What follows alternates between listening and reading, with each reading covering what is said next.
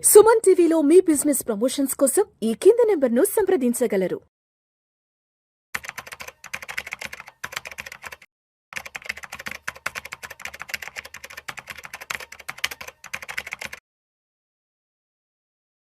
Welcome to Vishnu talks.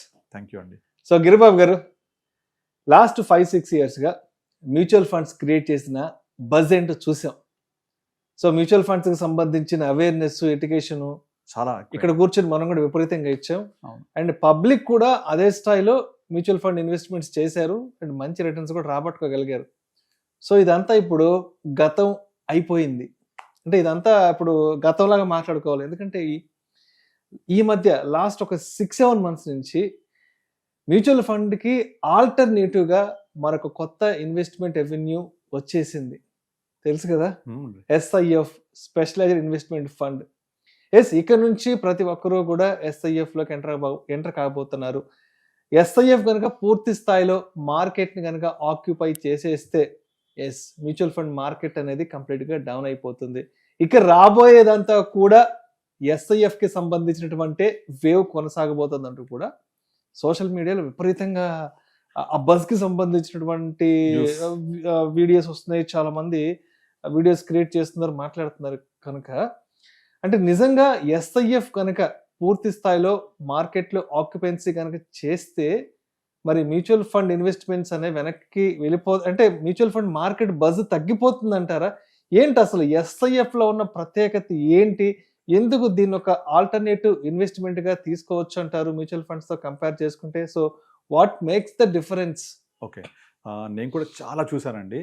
ఇంకా thumbnails ఎలా పెడుతున్నారంటే ఇక మ్యూచువల్ ఫండ్స్ పని అయిపోయినట్టే, గల్లంతు ఇక మ్యూచువల్ ఫండ్స్ ఇక ఎవరు ఇన్వెస్ట్ చెయ్యరు, ఇక రాబోయే దశ అంతా కూడా SIFఏ, ఇంకా ఇది ఎక్సలెంట్ ఉంటుంది, ఇంకా డబ్బులు విపరీతంగా వచ్చేస్తాయి, ఇంకా SIFలో పెట్టుకుంటే డబ్బులు అనేలాగా చాలా మంది యూట్యూబర్స్ వీడియోస్ చేసి సొంత ఛానల్స్లో థంబ్నెయిల్స్ పెట్టుకొని ఇంకా మ్యూచువల్ ఫండ్ పని అయిపోయింది, ఇక అంతా SIF రాజ్యం వెళ్తుంది అన్నట్టుగా పెడుతున్నారు. బట్ ఇది 100% కరెక్ట్ కాదు. అంటే నేను తప్పు అనట్లేదు, అది 100% కరెక్ట్ కాదు కూడా. ఎందుకు అంటే యాక్చువల్గా మనం చాలా మంది ఫిక్స్డ్ డిపాజిట్ చేస్తాం బ్యాంక్లో, పోస్ట్ ఆఫీస్లో రికరింగ్ డిపాజిట్స్, MIS పథకాలు ఉంటాయి. వీటికంటే కొద్దిగా రిస్క్ లెవెల్ ఎక్కువ మ్యూచువల్ ఫండ్స్, రిటర్న్స్ కూడా ఎక్కువ వస్తాయి. ఇంకొంచెం నెక్స్ట్ లెవెల్కి వెళ్తే PMS, ఆ పై లెవెల్లో AIF. అంటే ఇక్కడ రిస్క్ లెవెల్ పెరిగిన కొద్దీ రిటర్న్స్ పెరుగుతుంటాయి అనే ఒక నోషన్ క్రియేట్ చేస్తూ ఉంటారు. ఇక్కడ నా పాయింట్ ఏంటంటే రిస్క్ ఇంక్రీజ్ చేసుకుంటే రిటర్న్స్ గ్యారంటీకి వస్తుందా? డెఫినెట్లీ రాదు.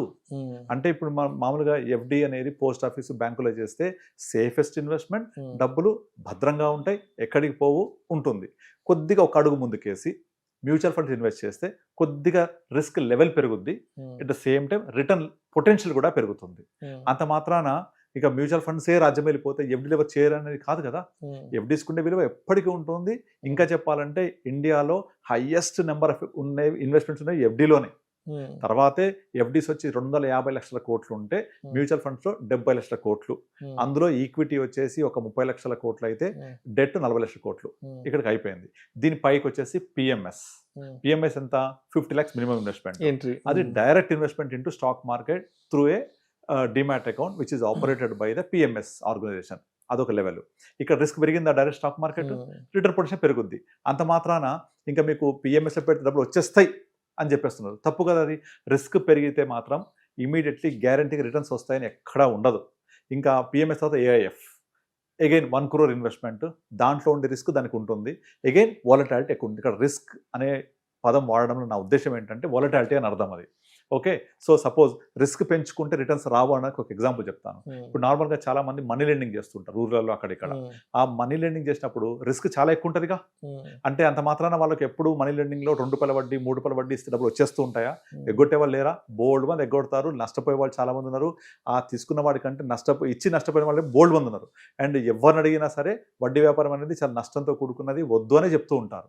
మరి అక్కడ రిటర్న్ ఎక్కువ ఉంది కదా. అంటే రిస్క్ ఎక్కువ ఉంటే రిటర్న్ ఎక్కువ ఉన్నట్ట. ఇక ఆర్గనైజ్డ్ లెవెల్కి వద్దాం. ఇప్పుడు మీరు క్రిప్టో కరెన్సీ కానీ, లేకపోతే F&O ట్రేడింగ్ కానీ, లేకపోతే ఈ Dream11 లాంటివి కానీ, వీటన్నిటిలో రిస్క్ చాలా ఎక్కువ ఉంటుంది కదా. అంటే రిటర్న్స్ ఎక్కువ ఉంటాయనా? రిస్క్ ఎక్కువ ఉంటే రిటర్న్స్ ఎక్కువ ఉంటాయని ఎప్పుడూ అది మనం కన్ఫర్మ్ చేసుకోకూడదు. రిస్క్ ఎక్కువ అయితే రిటర్న్స్ ఎక్కువ రావచ్చు అనే ఒక నోషన్ మాత్రమే. అంత మాత్రం రిటర్న్ రావచ్చు, రిటర్న్ రాకపోవచ్చు కూడా. At the same time risk ఎక్కువ ఉంటే మీ క్యాపిటల్ కూడా లాస్ అయ్యే అవకాశాలు ఉంటాయి. సో ఈ నేపథ్యంలో కమింగ్ టు ఎస్ఐఎఫ్, ఈ ఎస్ఐఎఫ్ ఏంటంటే this is a product between mutual funds and PMS. అంటే ఎందుకు బిట్వీన్ అంటే ఎస్ఐఎఫ్ లో ఇన్వెస్ట్ చేయాలంటే మినిమం ఇన్వెస్ట్మెంట్ 10 lakhs కావాలి. నా దగ్గర యాక్చువల్గా పిఎంఎస్ చేయాలని నాకు ఉంది, కానీ పిఎంఎస్ లో 50 lakhs వెళ్ళలేను. సో టికెట్ సైజ్ ఎక్కువ అక్కడ కనుక అదే మ్యూచువల్ ఫండ్స్ 5,000 రూపాయలు చాలు. 500తో కూడా రావచ్చు, మినిమం ఒక 5,000, 500-5,000తో కూడా వెళ్ళచ్చు. 5,000 తక్కువ, అక్కడ 50 లక్షలు. ఈ రెండింటి మధ్య ఉండే ఒక ఫిట్ అయ్యే ప్రోడక్ట్ ఎస్ఐఎఫ్. ఇలా అటు 50 లక్షలు పెట్టలేని వాళ్లకు, కొంచెం ఎక్కువ పెట్టగలిగిన వాళ్లకు, అంటే సెమీ హెచ్ఎన్ఐ అనొచ్చు, ఇంటర్మీడియటరీగా ఉంటుందని సెబీ ఒక కొత్త ప్రోడక్ట్ తీసుకొచ్చింది అనమాట. అయితే చాలా మంది ఇది రాగానే మ్యూచువల్ ఫండ్ పోతాయి అంటున్నారు, అది తప్పు. దానికి ఎందుకు నేను జస్టిఫై చేస్తాను. నార్మల్గా ఇప్పుడు మనం అడిగారు కదా ఇంతకుముందు, difference between mutual fund and SIF ఏంటి అనేది. మ్యూచువల్ ఫండ్స్లో ఏమవుతుందంటే మ్యూచువల్ ఫండ్లో మనం పెట్టిన డబ్బులు ఫండ్ మేనేజర్ డైరెక్ట్ స్టాక్స్లో డైరెక్ట్గా ఇన్వెస్ట్ చేస్తారు యాజ్ పర్ ది ఆ ఫండ్ యొక్క అట్రిబ్యూట్స్ బట్టి. సపోజ్ ఆ ఫండ్ లార్జ్ క్యాప్ అయితే 65% లార్జ్ క్యాప్ స్టాక్స్లో పెడతారు, 35% ఎక్కడైనా ఇన్వెస్ట్ చేయొచ్చు. అదేవిధంగా mid cap 65-35, small cap, flexi cap, multi cap, ఇలా డిఫరెంట్ కాంపోజిషన్స్తో కేటగిరీస్ ఉండేదాన్ని బట్టి వాళ్ళకి పేర్లు పెట్టుకున్నారు. ఇక్కడ ఫండ్ మేనేజర్స్ ఏంటంటే బేసిక్ డిఫరెన్స్, ఫండ్ మేనేజర్ ఎప్పుడైనా సరే మ్యూచువల్ ఫండ్స్లో స్టాక్స్ మాత్రం కొనగలడు, ఓన్లీ కొనగలుగుతారు, కానీ మార్కెట్ పడుతుందని అమ్మడానికి అవకాశం లేదు. అలా అవకాశం ఎక్కడ ఉంటుంది? ఎఫ్ఎండోలో ఉంటుంది. సో ఒక ఫండ్ మేనేజర్కి ఎఫ్ఎండో వెళ్ళే అవకాశం లేదు. సో ఇప్పుడు ఎఫ్ఎండోలోకి వెళితే అంటే నథింగ్ బట్ షార్ట్ సెల్లింగ్ అంటారు దాన్ని. ఆ షార్ట్ సెల్లింగ్ చేయడానికి అవకాశం ఎక్కడ ఉంటుంది? ఎఫ్ఎండోలోనే కదా. సో ఎఫ్ఎండోలోకి వెళ్తే నాకు కొంచెం రిస్క్ పొటెన్షియల్ పెరుగుతుంది, at the same time volatility పెరుగుతుంది, at the same time down side మార్కెట్ని ప్రొటెక్ట్ చేసుకోవచ్చు అనే ఉద్దేశంతో హెడ్జింగ్ అంటారు దీన్ని. హెడ్జింగ్, షార్ట్ సెల్లింగ్, ఈ యొక్క ఫీచర్స్ యాడ్ చేసి స్పెషలైజ్డ్ ఇన్వెస్ట్మెంట్ ఫండ్ తీసుకొచ్చారనమాట, which is levelled between PMS and mutual funds. అయితే ఇక్కడ ఒక ఇంపార్టెంట్ పాయింట్ అందరూ అర్థం చేసుకోవాల్సింది ఏంటంటే, నార్మల్గా మనము సెబీ ఇచ్చిన డేటా ప్రకారం 92% ఇన్వెస్టర్స్ లాస్ట్ అవుతుందని చెప్తుంది సెబీ. అవునా? వీళ్ళందరూ ఎక్కడ లాస్ అవుతున్నారు? ఇన్వెస్టర్సా, ట్రేడర్సా? ట్రేడర్సే కదా. అంటే ట్రేడింగ్ ఎక్కడ చేస్తున్నారు? Majority of people trading in F and O, futures and options. 92% loss అవుతుందని సెబీ పొద్దున్నేసి మొత్తుకుంటుంది. ప్రతి డిమాట్ అకౌంట్ ఓపెనింగ్ లోనే డిస్క్లైమర్ వచ్చేస్తుంది, 92% of traders are losing money, జాగ్రత్తగా ఉండండి. ఇప్పుడు జెరోదా లాంటి ప్లాట్ఫామ్స్ మీద మీరు ఒక ఆర్డర్ ప్లేస్ చేయబోతే ఇందులో వొలటైలిటీ ఎక్కువ ఉంటుంది, నష్టపోతూ ఉంటారు, ఇది సంబంధించిన స్టాక్, మీరు ఆర్డర్ ప్లేస్ చేయొచ్చా అని అడుగుతారు ముందు డిస్క్లైమర్ లాగా. మరి ఆ ట్రేడింగ్ అనేది అంత డేంజరస్ థింగ్ కదా. ఇక్కడ ఎస్ఐఎఫ్లో ఏం జరుగుతుంది అంటే, ఫండ్ మేనేజరు ఎంఎఫ్లో మ్యూచువల్ ఫండ్స్ లాగా షేర్లు కొనడం మాత్రమే కాకుండా అతను మార్కెట్ పడుతున్నప్పుడు షార్ట్ సెల్లింగ్ కూడా చేయగలుగుతారు, హెడ్జింగ్ కూడా చేయగలుగుతారు. అయితే ఈ షార్ట్ సెల్లింగ్ అంటే ట్రేడింగ్ నథింగ్ బట్ ఈ ఎక్స్పర్టీస్ ఇండియాలో ఇప్పటిదాకా లేదు దీని ఎక్స్పర్టీస్. సో ఎవరు దీనికి ఎక్స్పర్ట్స్ ఉన్నారు? ఈ ఫండ్స్లో ఎలా వర్కౌట్ అవుతుంది?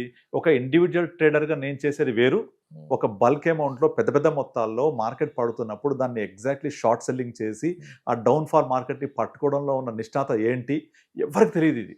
సో ఎస్ఐఎఫ్ వచ్చిందనగానే ఇది ఒక కొత్త ప్రోడక్ట్ వచ్చేసింది, మీకు ఇక రిటర్న్స్ గ్యారంటీ, ఇక మ్యూచువల్ పని అయిపోయిందని చాలా మంది చెప్తున్నది 100% కరెక్ట్ కాదు. సో ఎస్ఐఎఫ్ డెఫినెట్గా గేమ్ చేంజర్. ఎవరికి? నేను 10 లక్షల కంటే పైన ఎక్కువ పెట్టగలను, కానీ 50 లక్షలు లేవు, కొంచెం రిస్క్ తీసుకోగలను, కనుక నాకు వొలటాలిటీ ఓకే పర్వాలేదు, నాకు నేను లాంగ్ టర్మ్ ఉండగలను అనుకునే వాళ్ళకు బెటరే.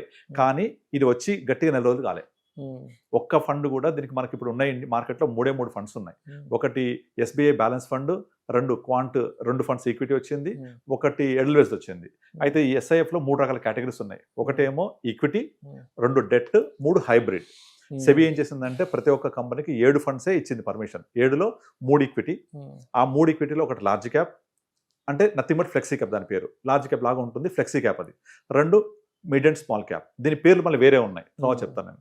ఫస్ట్ ఇస్ ఫ్లెక్సీ క్యాప్, తర్వాత మిడ్ అండ్ స్మాల్ క్యాప్, 3 వచ్చేసి సెక్టోరల్ ఫండ్, ఇది ఈక్విటీ. ఇంకా 2 వచ్చేసి డెట్లో ఉన్నాయి, ఇంకా 2 వచ్చేసి హైబ్రిడ్లో ఉన్నాయి. హైబ్రిడ్ అంటే మన బ్యాఫ్ లాగా ఉంటుంది, బ్యాఫ్ డైనమిక్ అసెట్ లొకేషన్. అంటే ఇప్పుడు ఈక్విటీ పరంగా చూద్దాం మనం. ఈక్విటీలో వచ్చేప్పటికి మార్కెట్ పడుతుంది అంటే ఆటోమేటిక్గా ఫండ్ మీద ఏం చేయొచ్చు అంటే వాళ్ళు ముందే షార్ట్ సెల్లింగ్ చేసేసేయచ్చు, అంటే డౌన్ సైడ్ని ప్రొటెక్ట్ చేయడానికి. This doesn't mean that always is making money. And ఇంకొకటి ఇంట్రెస్ట్ రేట్ డెరివేటివ్స్ కూడా ఉంటాయి ఇందులో. ఇంట్రెస్ట్ రేట్ డెరివేటివ్స్ అనేది ఈక్విటీ కంటే చాలా డేంజరస్ మార్కెట్, అది చాలా వొలటాలిటీ ఉంటుంది. ఆర్బీఐ కనుక ఇంట్రెస్ట్ రేట్స్ తగ్గిస్తే డెట్ ఫండ్స్ పెరుగుతాయి, ఆర్బీఐ కనుక ఇంట్రెస్ట్ పెంచితే డెట్ ఫండ్స్ పడతాయి. అంటే interest derivatives, secondary market derivatives చాలా పెద్దది మార్కెట్. అది మనం డైరెక్ట్గా పార్టిసిపేట్ చేయలేం. అది ఎంత వొలటాలిటీ ఉంటుందంటే ఈక్విటీ అర్థం చేసుకోవచ్చు, డెట్ అర్థం చేసుకోవడం అంత ఈజీ కాదు. అలాంటి మార్కెట్ కూడా వెళ్ళొచ్చు వీళ్ళు. సో ఇంత కాంప్లెక్స్ అండ్ కాంప్లికేటెడ్ ఈ ప్రోడక్ట్లోకి వెళ్తే గ్యారంటీకి రిటర్న్ వస్తుందని దయచేసి ఎవరు అనుకోవద్దని చెప్పడం నా ఉద్దేశం. సో దాంట్లో ఉండే సాధక బాధలు చాలా ఉంటాయి. వొలటాలిటీ తగ్గించాలి అనే ఉద్దేశంతో ట్రేడింగ్ అంటే షార్ట్ సెల్లింగ్కి అలౌ చేస్తుంది సెబీ. ఒక పక్కనేమో 92% ట్రేడర్స్ ఆర్ లూజింగ్ మనీ అని తెలుసు మనకు. మరి ఫండ్ మేయర్స్ వచ్చేసి అదే ట్రేడింగ్, అదే షార్ట్ సెల్లింగ్ చేసి వాళ్ళు డబ్బులు చేయగలుగుతారా? తెలియదు మనకు. So wait and watch. నేను చెప్పేది ఏంటంటే SIF is not a bad product. అలా అని SIF వచ్చేసింది కదా, ఇక మొత్తం నేను వాళ్ళని పెట్టేస్తాను, మొత్తం పెట్టేసి డబ్బు సంపాదించేస్తాను, ఇంకా SIF వచ్చేసింది నాకు మ్యూచువల్ ఫండ్ వద్దు అని అందుకు మొత్తం కన్విక్షన్తో దునకడం కూడా కరెక్ట్ కాదు. ఎందుకంటే వచ్చే 3 ఫండ్స్ ఇప్పటిదాకా క్వాంటివి 2. వాళ్ళు ఎలా ఉంటారో మాకు తెలుసు, విపరీతంగా ట్రేడింగ్ చేస్తారు. మ్యూచువల్ ఫండ్స్నే చెడగొట్టారు వాళ్ళు. అంతకుముందు ఒక 2-3 years పాటు ఏ ఫండ్ చూడండి క్వాంట్ టాప్లో ఉండేది, ఇప్పుడు చూడండి ఏ ఫండ్ చూడండి క్వాంట్ లాస్ట్లో ఉంటుంది. All categories. ఒక 2 years back all categories, small cap, mid cap, flexi, momentum అన్ని క్వాంట్ టాప్, దగ్గర కూడా ఎవరు లేరు. ఇప్పుడు అన్ని కింద నుంచి ఫస్ట్, కింద నుంచి దగ్గర కూడా ఎవరు లేరు, అంత కింద ఉన్నాయి. సో అట్లా ట్రేడింగ్ చేస్తుంటారు వాళ్ళు. వాళ్ళకు మాకు సూటబుల్ అని చెప్పి తెచ్చారు, కానీ వాళ్ళ పర్ఫార్మెన్స్ ఏంటి తెలియదు. Very recent fund, not even a month. So మనం అలా జడ్జ్ చేయకూడదు. సెకండ్ వచ్చేసి ఎడెల్వెస్, అది కూడా ఒక్క ఈక్విటీ ఫండ్ వచ్చింది. థర్డ్ SBI, అది బ్యాఫ్లో వచ్చింది, అంటే బ్యాలెన్స్ ఫండ్లో వచ్చింది, హైబ్రిడ్ కేటగిరీలో. వాళ్ళ పర్ఫార్మెన్స్ తెలియదు. అండ్ దీంట్లో HDFC, ICICI, ఇంకా నిప్పాన్, బిర్లా వీళ్ళందరూ రావాలి. వస్తే అప్పుడు మార్కెట్ కొంచెం స్ప్రెడ్ అవుతుంది. వస్తే ఆ స్ప్రెడ్ అవుతే ఫండ్ మేనేజర్ యొక్క పర్ఫార్మెన్స్ తెలుస్తుంది. తెలిసి వీళ్ళు నార్మల్గా ఈ షార్ట్ సెల్లింగ్ని ఎలా వాడుకుంటున్నారు, ఈ హెడ్జింగ్ ఎలా వాడుకుంటున్నారు మనకు అర్థమైతే అప్పుడు దీంట్లో ఎంతవరకు ఇన్వెస్ట్ చేయొచ్చు, నా ఎక్స్పోజర్ ఎంత తీసుకోవచ్చో అర్థం చేసుకోవాలి. అంతేగాని కొత్త ప్రోడక్ట్ రాగానే ఇది ఇంకా ఇదే ప్రోడక్ట్ వచ్చేసింది, ఇక దునికేయండి, ఇక వెళ్ళిపోతుంది, మీకు మ్యూచువల్ ఫండ్ అక్కర్లేదు, ఇందులో డబ్బులు బాగిస్తాయి అనే నోషన్, అనే కన్విక్షన్ వద్దు అంటున్నాను. ఎందుకు అంటే risk always doesn't mean that reward. Risk అంటే వాలటాలిటీ ఎక్కువ ఉంటుందని అర్థం. అంత మాత్రాన డబ్బులు గ్యారంటీకి ఇస్తుందని కానీ ఎక్కువ ఇస్తుందని కానీ మనం అపోహపడొద్దు. అందుకే నేను చెప్పేది ఏంటంటే కొంచెం వెయిట్ అండ్ వాచ్. వెయిట్ చేసి అసలు పర్ఫార్మెన్స్ ఎలా ఉంటుంది, ఎలా చేస్తాయి వీళ్ళ ఫండ్స్ అందరూ కూడా అది చూడడం బెటరు. అలాగే మనం at least next year February March ఆగితే పెద్ద ఫండ్ హౌస్ వస్తున్నాయి, HDFC, ICICI, వాళ్ళ ప్లే ఎలా ఉంటుంది అది చూద్దాం. చూసి వాళ్ళ యొక్క హెడ్జింగ్ ఎలా చేస్తున్నారు, ఆ స్ట్రాటజీస్ ఎలా వాడుతున్నారు, మార్కెట్ ఫాల్ని ఎలా చేస్తున్నారు అర్థం చేసుకొని ఇన్వెస్ట్ చేస్తే బెటర్. కొంచెం వెయిట్ చేస్తే బెటర్.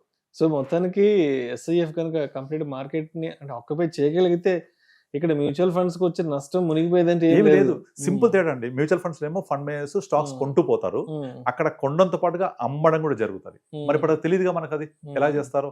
ఎందుకు నేను అంటున్నాను, క్వశ్చన్ చేస్తానంటే స్టాక్ మార్కెట్లో ట్రేడర్స్ అంతా నష్టపోతున్నారంటే వాళ్ళు షార్ట్ సెల్లింగ్, తర్వాత హెడ్జింగ్, తర్వాత మన ఇది డెరివేటివ్స్లో వెళ్ళి చేస్తున్నారు. ఆ dangerous derivatives. Warren Buffett statement ఏంటంటే derivatives are weapons of mass destruction అని కొటేషన్ ఉంటాయండి. Weapons of mass destruction. మరి ఆ డెరివేటివ్స్ అనేది ఇక్కడ ఇంట్రొడ్యూస్ చేస్తున్నారు. ఒక పక్క derivatives are making losses for public, 92% losing. Same derivatives are using in SIF. So అక్కడ తప్పైంది, ఇక్కడ ఒప్పెలా అవుతుంది. అందుకనే వెయిట్ అండ్ వాచ్. చూద్దాం దాని పర్ఫార్మెన్స్ ఎలా ఉంటుందో. ఒక ఫండ్ మేనేజర్ బాగా చేయగలిగితే అటు బయ్యింగ్ ఏమో mutual fund, selling plus buying ఏమో SIF. Then we can understand the product. Then we can balance our portfolio. Right. Thank you, sir. Thank you so much. Yeah, thank you, Andy.